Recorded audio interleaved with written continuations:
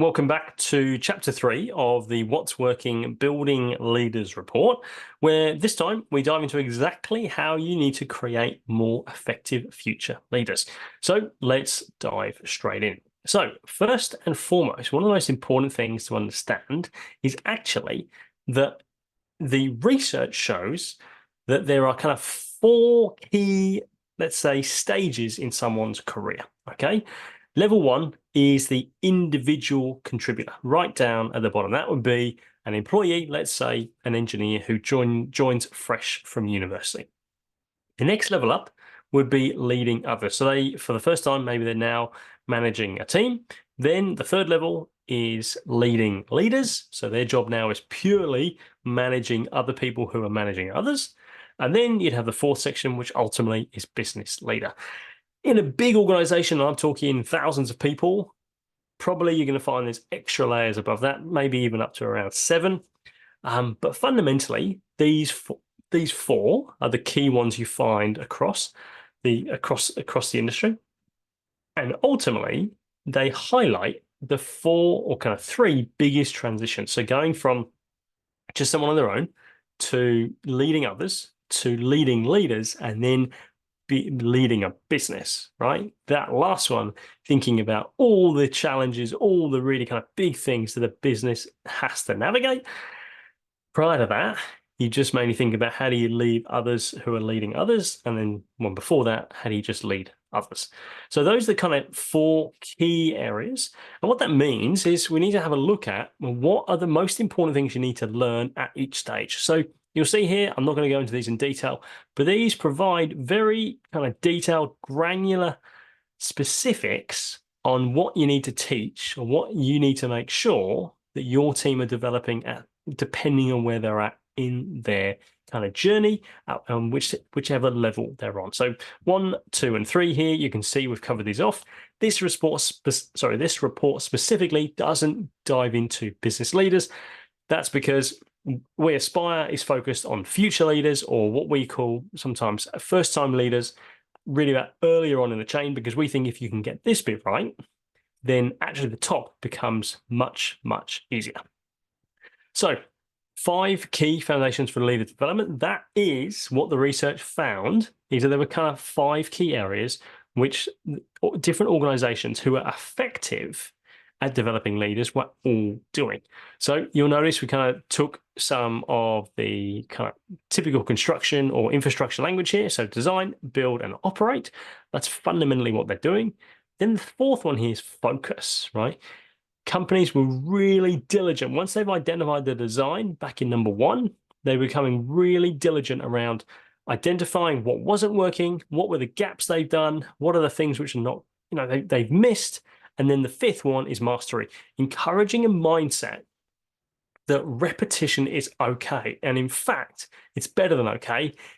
It's a phenomenal for achieving mastery. So many organizations these days, we hear that young people have done something once and now they're ready to step into something new. The challenge with that is you haven't really mastered something. Doing something once, doing something a few times is not the same as mastery. And people who are not interested in mastery, what happens down the track is that when you're put under pressure, where your skills are really, really tested, often you can fall apart. And that's a massive issue if your company and your team are not interested in mastery. So mastery is where it's at.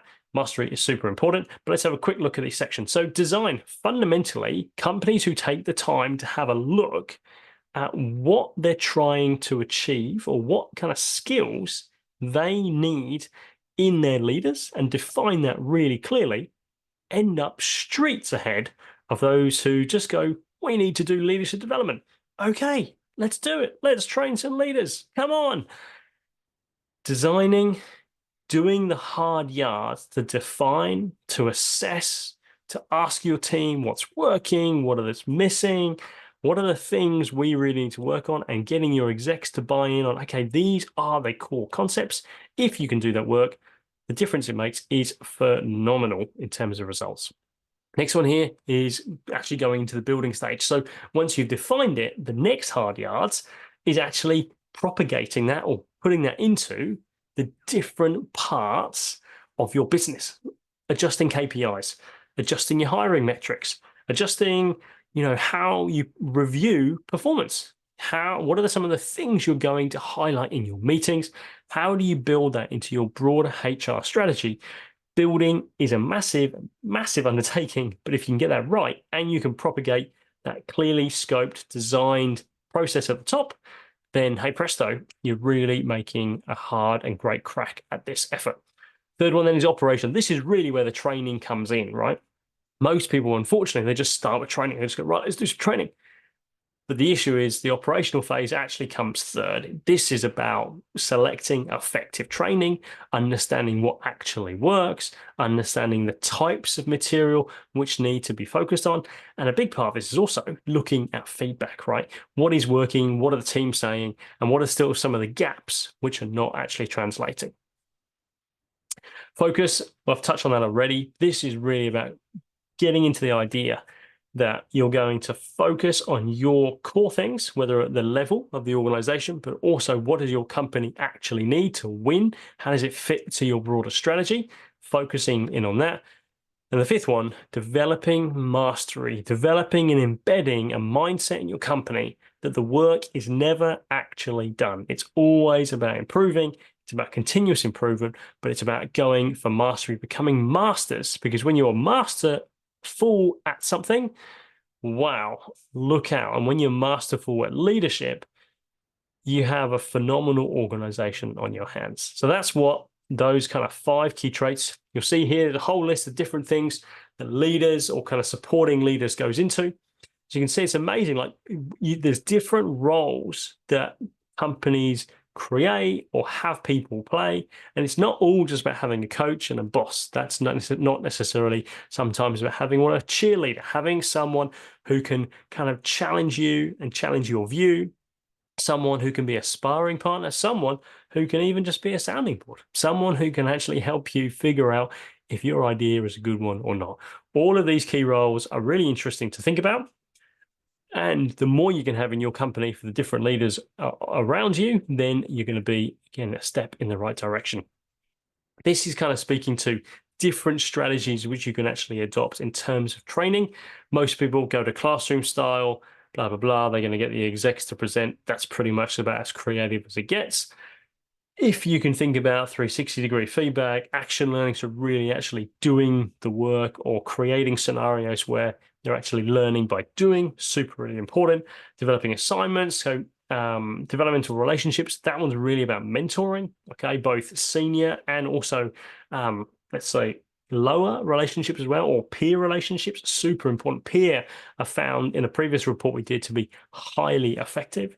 And then you've got formal coaching and then job enrichment as well. So again, not forgetting the amount of, if you can be intentional in terms of the learning objectives, actually the amount of work which can be, or the amount of learning which can happen whilst on the job or through people around them, can be very, very, very, very powerful. Not just going to work every day, but going to learn and going to improve and coming with a mindset of mastery. So we've covered a lot there. So we'll dive into the next chapter on the next one.